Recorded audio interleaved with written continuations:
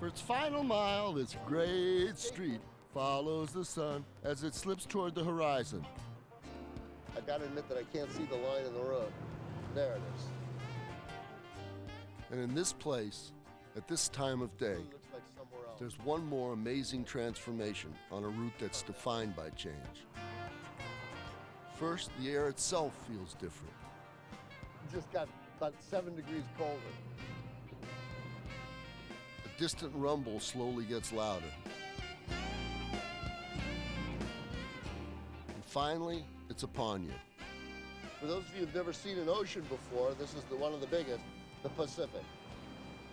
Your Atlantic is big. This is bigger. This is why they call it sunset. Just like in the movies, sunset saves the best for last. And it doesn't matter how many times I've seen it, this spectacular climax always takes my breath away.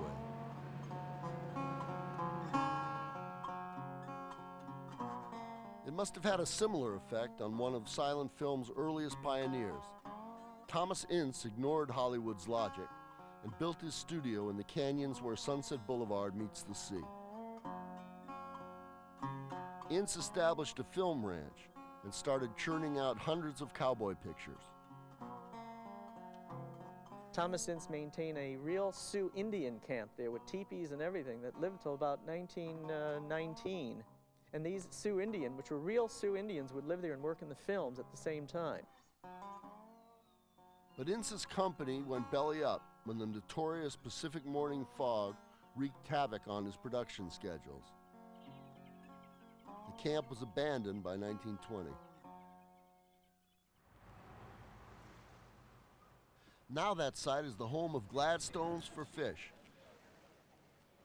For 30 years, this restaurant has served up an ocean view and a bottomless barrel of free peanuts. And it's a good thing, too, since this is the last chance for food and drink on Sunset. Ready? Like a bit? Yep. All right. I've been getting stuff on myself all day. Oh, I hate the feel of paper. Oh, it's sticking. There we go. Oh, I've never been so happy. Getting tied up. It's the imperfect end to a perfect day. Sunset at the end of Sunset Boulevard.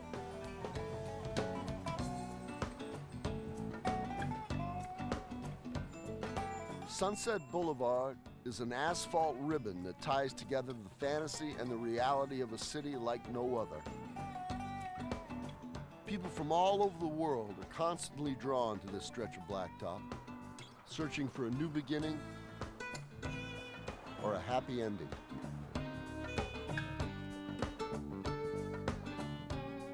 Running straight through the heart and soul of Los Angeles, these 27 miles will always stand for hype, but also for hope.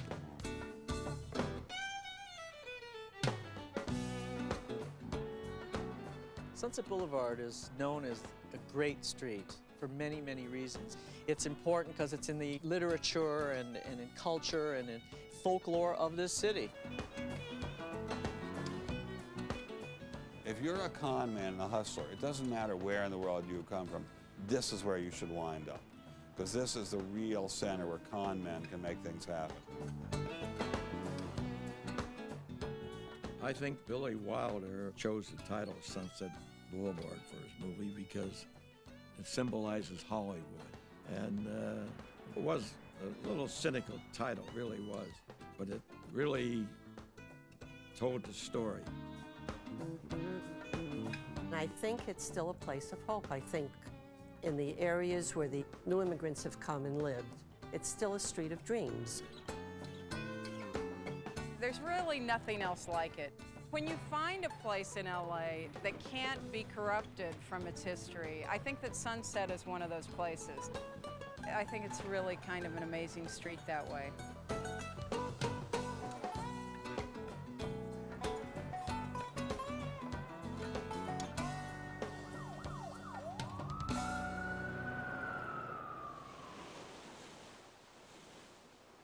It's beautiful, isn't it? It's almost the equivalent of Lady Liberty's torch in our California way. I think people always come here in search of a dream, and maybe they'll find it on Sunset Boulevard. I'm Randy Newman, and thank you all for taking the journey with me. And I got to get the hell out of this freezing water before I'm knocked over.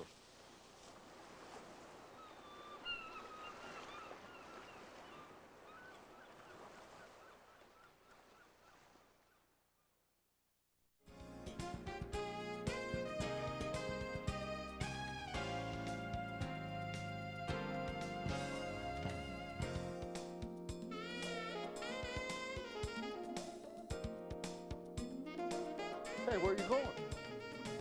Hey, where are you going? Show's not over yet. Are you a prostitute?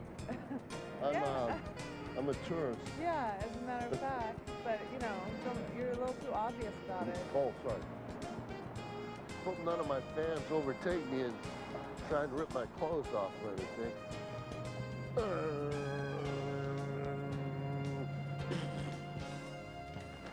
I don't need this baby thing. Wish I had a gun to shoot some of these ducks. Oh, I didn't mean to ruin the last shot. I don't know what the hell happened to me. I felt misdirected. This program was made possible by contributions to your PBS station from viewers like you. Thank you. This is PBS.